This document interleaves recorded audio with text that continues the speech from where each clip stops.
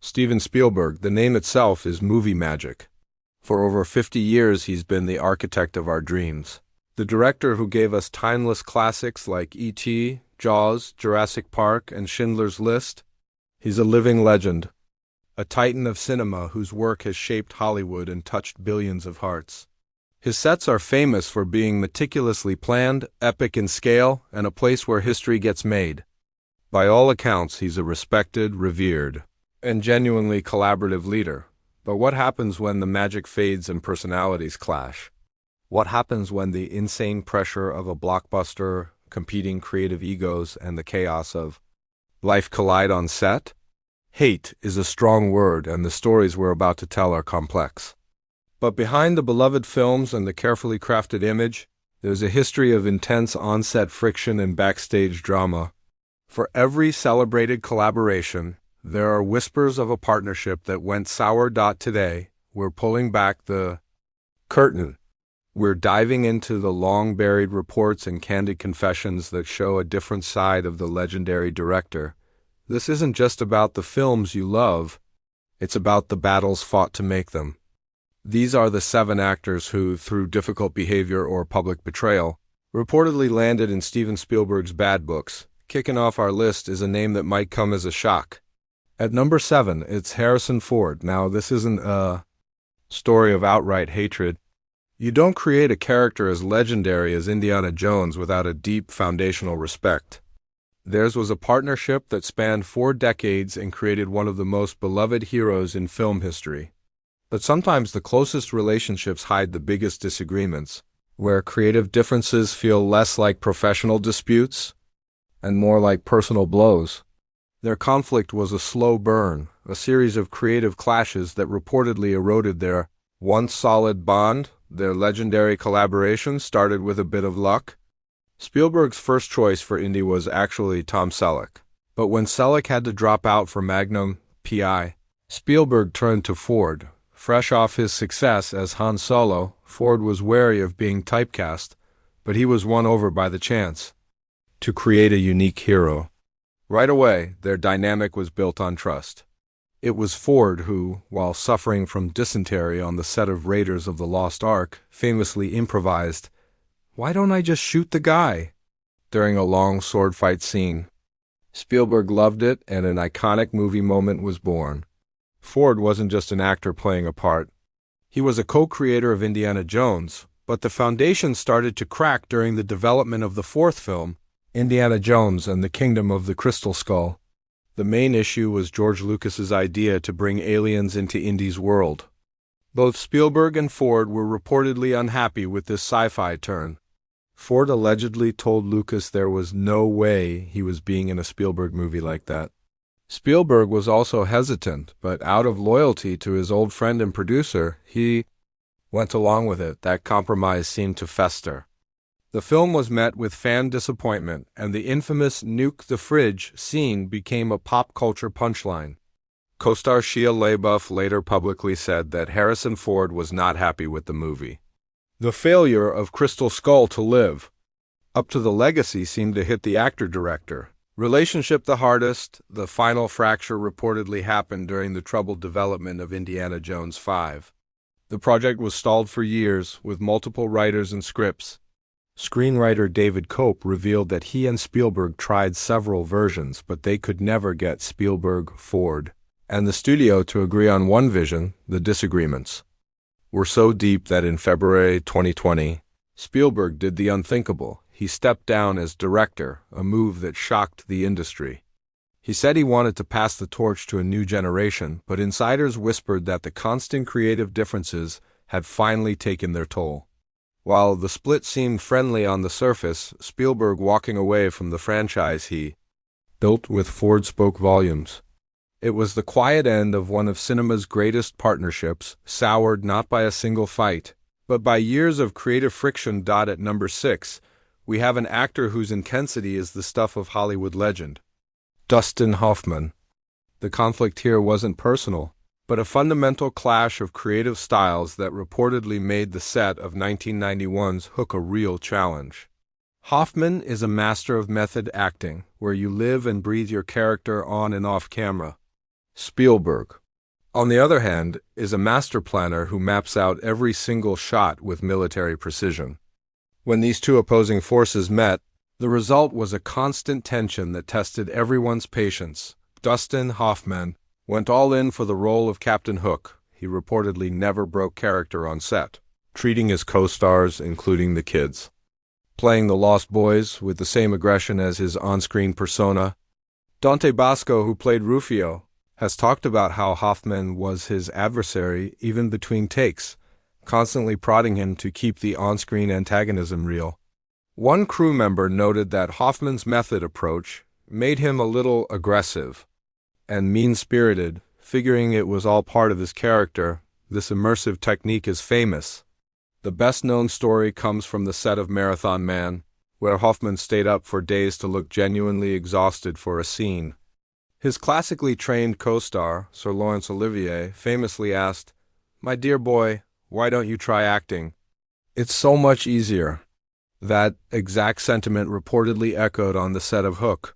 Robin Williams, a comedic genius, was a witness to Hoffman's process and was said to have become frustrated by it. For a director like Spielberg, who was juggling a massive $70 million production, huge sets, and a large cast of kids with limited work hours, this kind of unpredictability was a logistical nightmare. A director needs their actors to hit their marks and be reliable. A method actor who refuses to break character throws a wrench into an already high-pressure machine. While Spielberg has never spoken badly of Hoffman's talent to on-set stories, paint a picture of a director struggling to manage an actor who was, for all intents and purposes, a real pirate. The final performance was acclaimed, but the journey was reportedly so fraught with creative friction that it became a classic Hollywood clash. The methodical director versus the method actor. It was a collaboration Spielberg was unlikely to ever repeat. Coming in at number 5 is one of the biggest movie stars on the planet, Tom Cruise. This case is unique. It's not about a clash on set. By all accounts, the collaboration between Spielberg and Cruise on Minority Report and War of the Worlds was smooth and successful. The problem, the thing that reportedly fractured their relationship, was the catastrophic promotional tour for War of the Worlds. In 2005, it created a public relations nightmare so huge it threatened to sink their blockbuster and permanently damaged Cruise's image, dragging Spielberg's movie down with it. In the spring of 2005, as the world waited for their alien invasion epic, Tom Cruise went on a publicity tour that would become infamous. There was the whirlwind romance with Katie Holmes, which led to the legendary moment on the Oprah Winfrey Show where Cruise manically jumped on her couch. Then came a series of intense interviews where he aggressively pushed his belief in Scientology. The most famous was a heated clash with Today Show host Matt Lauer, where Cruise condescendingly slammed actress Brooke Shields for using antidepressants, calling psychiatry a pseudoscience. For Spielberg, this was a total disaster. He had made a dark, terrifying film inspired by the trauma of 9/11s. He wanted the conversation to be about the film's themes and groundbreaking effects. Instead, every headline was about his star's erratic behavior. The tour is now seen as one of the most disastrous in Hollywood history, a case study in how a star's off-screen antics can overshadow a major film, according to reports at the time. Spielberg was mortified and furious. A 2006 article in The New Yorker hinted at a major rift between the director and star because of Cruise's public statements. Spielberg reportedly felt that Cruise's behavior had seriously hurt the film's box office and tainted the whole project. Before that press tour, the two had talked about working together on many more movies. In the 2 decades since, not a single one has happened. The fallout was immense. Cruise's public approval rating plummeted, and Paramount Pictures publicly severed ties with him, citing his conduct. While Spielberg never condemned Cruise in public, the professional silence has been deafening. For a director who fiercely protects his films, having his star single-handedly derail the narrative was reportedly an unforgivable act. At number 4 is an actor who was handpicked by Spielberg, only to publicly trash the very project that was meant to make him a superstar, Shia LaBeouf. This is a cautionary tale of mentorship and betrayal. It's one thing to disagree in private, but it's another for an actor to repeatedly and publicly denounce a film and its legendary director. For Spielberg, LaBeouf's actions were reportedly a shocking display of disrespect that cut their professional bond for good. LaBeouf was a rising star when he entered Spielberg's world, first in the Spielberg-produced Disturbia, and then as the lead in the Transformers franchise, which Spielberg executive produced.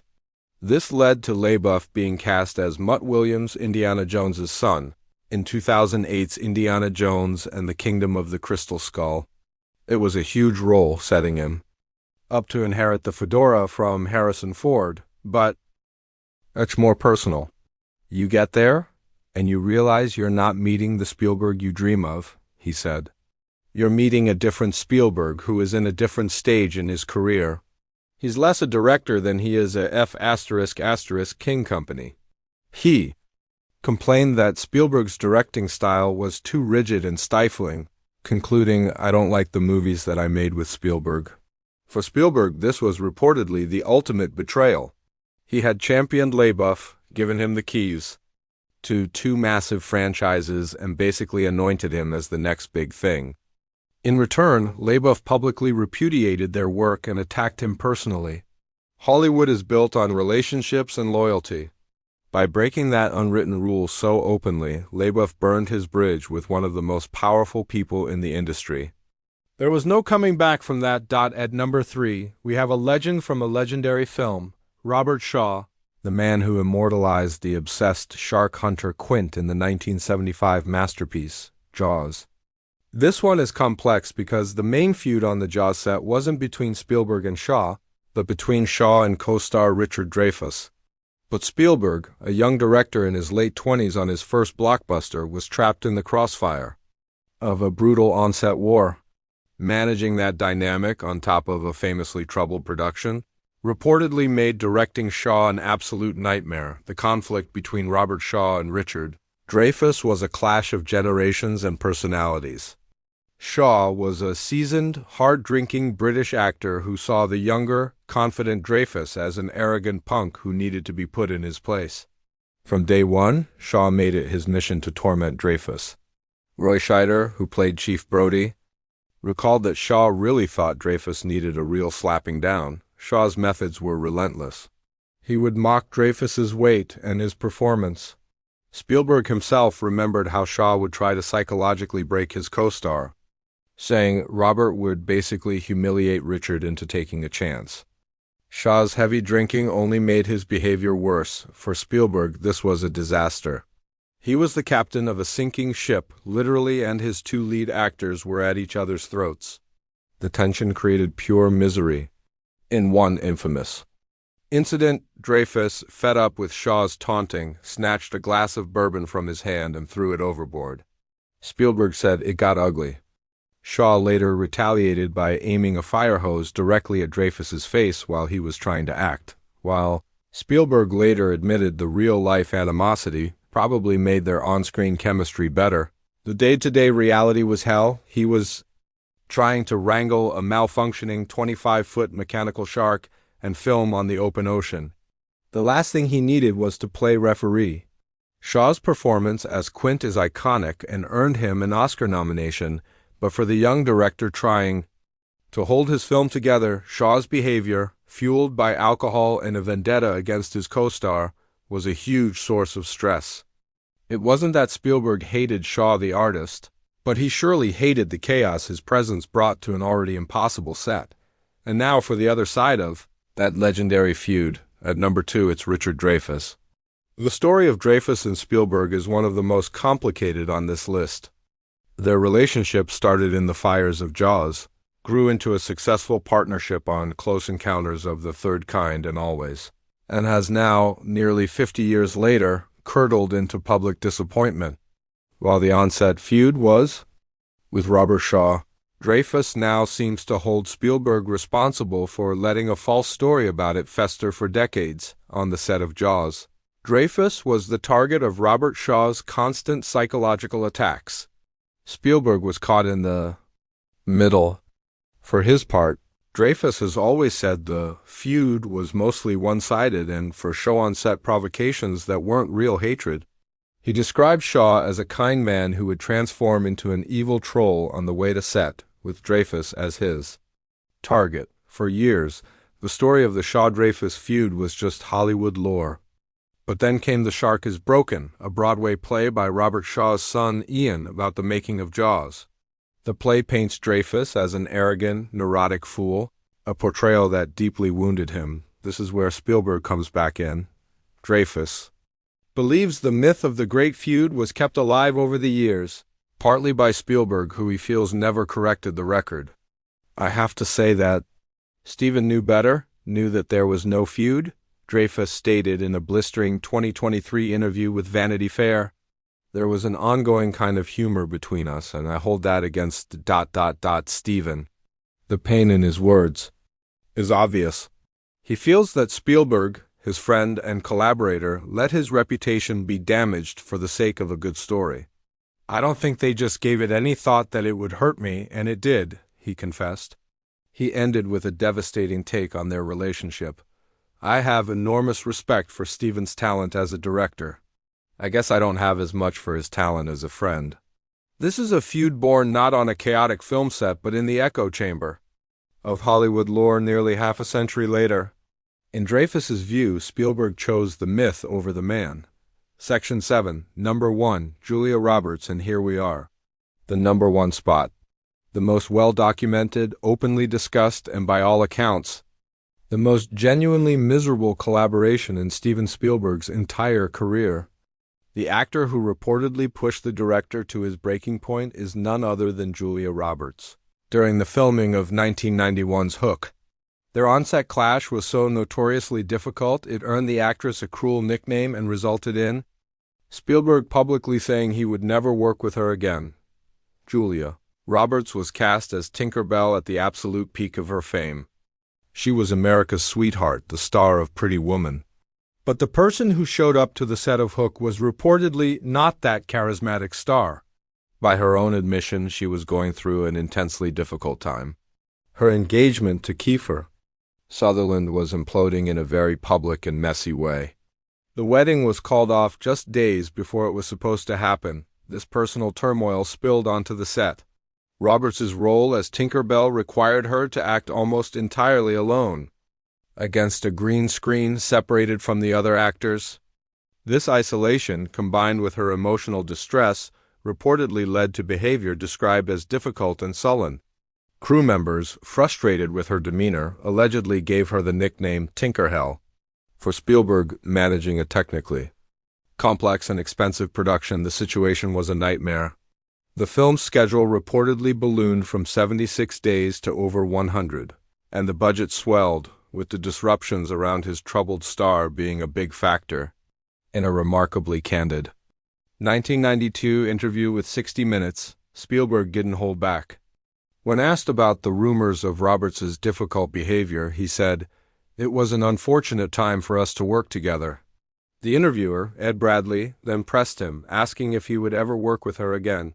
A tense Spielberg gave a quiet, but firm, no. It was a stunningly direct public rebuke from a director known for being diplomatic. Roberts later addressed the Tinkerhell rumors, admitting she had a tough time but also defending her professionalism. Years later, she told Vanity Fair she was hurt by how Spielberg handled it, feeling he allowed a false narrative to take hold. "It was the first time that I felt I had a turncoat in my midst," she said, a clear shot at her director. The conflict on Hook remains the gold standard for a soured Spielberg. Collaboration, a perfect storm that left both parties wounded and cemented. Julia Roberts' place at the top of this list. And there you have it, 7 of Hollywood's biggest stars and the stories behind their reportedly tumultuous relationships with one of cinema's greatest directors. From creative clashes and public betrayals to on-set wars and catastrophic press tours, these stories show the immense pressure and volatile dynamics that can exist behind the scenes. It's a powerful reminder that filmmaking isn't just about magic, it's about managing people, personalities, and massive egos. But what do you think? Were these feuds justified? Was it the pressure of stardom, the passion of an artist, or just plain bad behavior? Let us know your thoughts in the comments below. Which of these stories surprised you the most? If you enjoyed this deep dive into Hollywood's hidden history, make sure to like and subscribe for more stories the studios don't want you to hear. Ring that bell so you never miss an update. Thanks for watching, and we'll see you in the next video.